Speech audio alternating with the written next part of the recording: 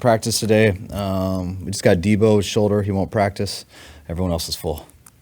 How was Deebo feeling? He's feeling better. Does that make you more optimistic about his availability for Sunday? Makes me feel better. What is his exact injury? Is it a separation, a bruise, dislocation, a fracture? His shoulder hurts. Pain. That's all, yeah. Just hurts. Trent Williams got that penalty in the third quarter, and I think everybody agrees that there was a fair amount of acting involved in that. But is there any concern that that's become a tactic for other teams to sort of goad him into doing something like that, just given what's happened last year in the championship game, some other games? I'm sure it is. It's our tactic with everybody. So, I mean, everybody does that stuff. So there's a very fine line between it. I didn't think Trent crossed it, but when the flag comes, you crossed it. So you got to find out what that line is, how the game's going, and if you get a penalty, you're wrong. How do you feel about the offense's, overall depth beyond just quarterback going in an NFC Championship game, but across the board on offense? Pretty good. I mean, I think we've gone through some stuff this year, like all teams do, which has allowed guys to play in a lot of spots. But going into this final game, I mean, just having Deebo on there is pretty good. You mentioned the other day with Demo that he plays from a mentality standpoint at a higher level than most guys. Is that something he came in with and has grown, or is it something he had to coach? No, I think he came in with that right away. I mean, he's the one in rookie camp who got me fined right away for jamming someone too hard and putting it on the internet.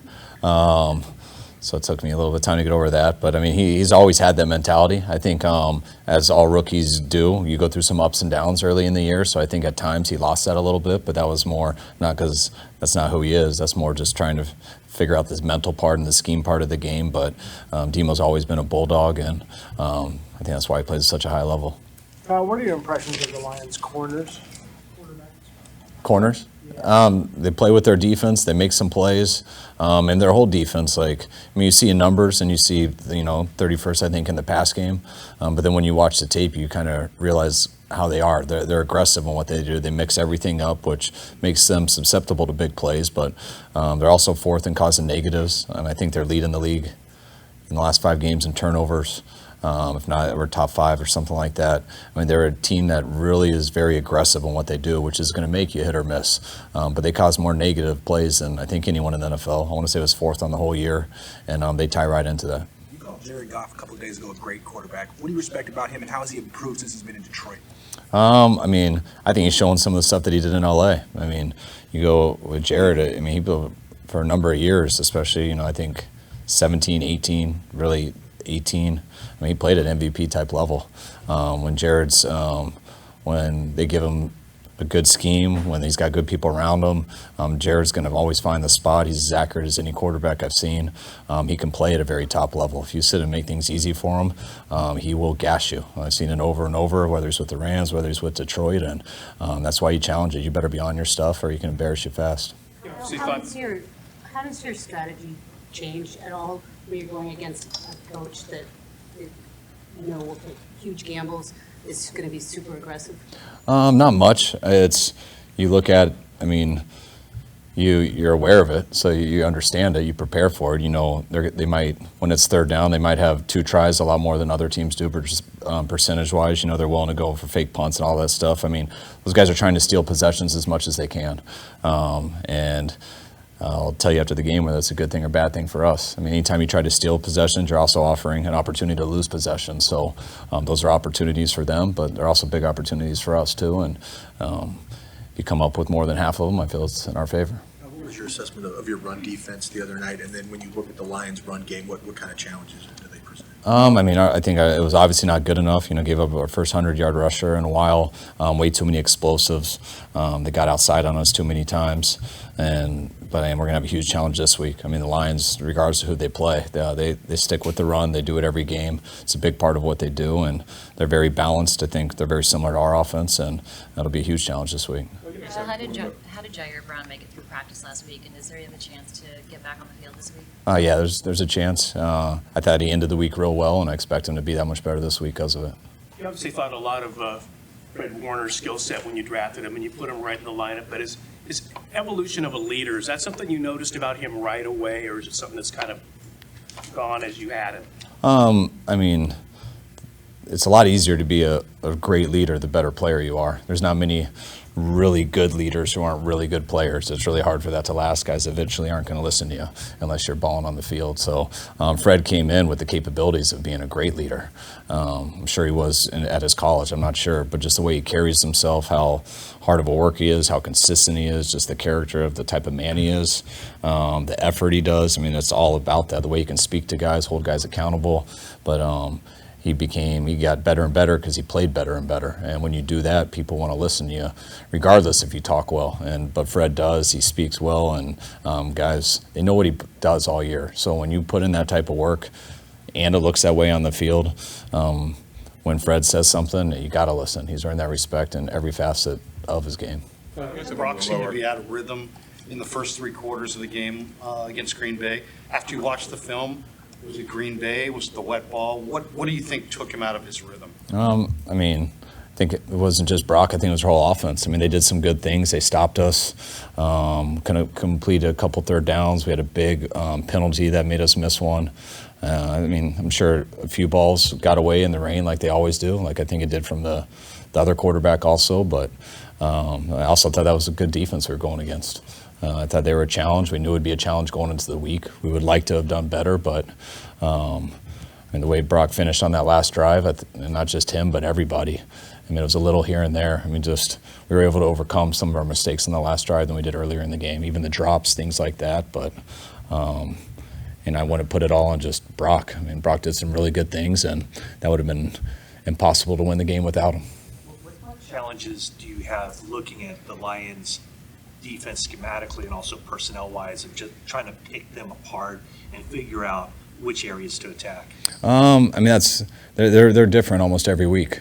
So you kind of got to see that in the game and how they play. They'll switch stuff up. If they get beat on something, it's going to be something different next time. So there's lots of the consistency is they're going to attack and be aggressive, but it's not in terms of just coverages, fronts, and all that stuff. It's they're running around trying to create confusion, trying to create negative plays. That's how they get their turnovers. That's how they don't mind giving you a lot of stuff, and all of a sudden they create a negative play on 2nd down, and you're in 3rd and 15. And really, I feel that's their goal to the game. You saw that with Tampa. I mean, there was 3 of their drives. They were moving the ball really well, and whether it was 2nd down or 3rd down, they made a mistake, and just like that, they were off the field and really had to surrender on 3rd and long. So they're opportunistic and they create it. And when you pair that with a really good offense, it only takes a couple drives for the whole game to change up real fast. What were your impressions of Juwan walking a guy into the Gatorade, and what is he? I guess the most ferocious run blocking wide receiver you've coached? Probably. He's I mean, what he did on that, taking the guy into the Gatorade, it's what he does every play out of practice. I mean, our defense tried to fight him all last year because they thought he was going above and beyond. And the next day in the meeting, I had to show him what he does every single play and to say it's not personal. This is just how he blocks. He stops after the whistle. He just drives into people, puts his face and hands into people, and never stops. And when it's over, he usually goes back to the huddle, but usually people take it personal. But it's not personal. That's just what he does. Is that a unique thing that he can play that way to the whistle? And I don't recall him getting any penalties for unnecessary roughness. No, he's caused a lot, but that's kind of what I mean. Like that's what I had to show our defense. That's how he always is. You almost want to warn refs too, because it looks like he's going out there and doing it. He's just playing to the whistle, and he takes that whistle very literally. I mean, he's playing till the whistle, and usually when that whistle comes, he's in the middle of driving into someone, and when that happens, they both end up on the ground. You guys have had one of the lower touchback rates in the league. What's the strategy of kicking short, and how do you think it's worked out for you guys in general? I mean, we don't always have that strategy. I mean, sometimes we do, but it's just not guaranteed that you're going to always kick it back there. I mean, usually we would like to. There have been times that we've asked them not to, more earlier in the year, but for the most part, we're usually trying to get touchbacks. Was it Saturday that you thought the coaching staff had an off day, that the team felt off and you made some mistakes? Now, a couple of days after, why do you think that was, and how do you fix it? That's just because that happens every game, and that's just me answering questions honestly. I mean, there wasn't any. I thought it was very balanced. There wasn't like, man, we played awesome on offense today or awesome on defense, or and just this side of the ball. I thought everyone was just didn't play the best they could, but that also sounds like an excuse. I thought Green Bay did a hell of a job. I thought there was a couple things that we missed, but they caused a lot of it.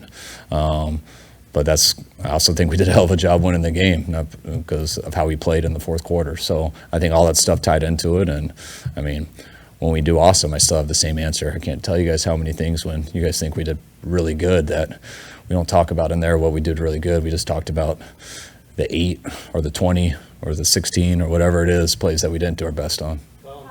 Two more on the the long kickoff return. Was that planned to be it through the end zone?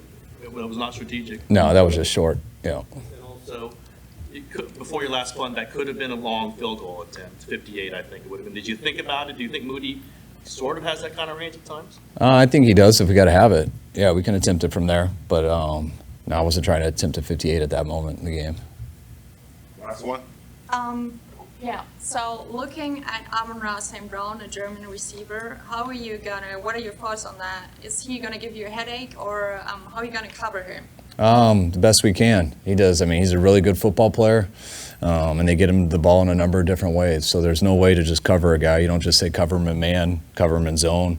It's about defending the team and the scheme. And when you do that, you usually make it harder for a good player too. And if you don't, their scheme gets going. They run the ball well. They throw the ball, whatever it is, and you're just trying to defend both. And then you're going to get a guy like that good looks. And when you get a guy like that good looks, it's similar to when you get guys like that we have good looks. It's not easy to stop them. Is there a chance that Moody follows him, shadows him? There's always a chance.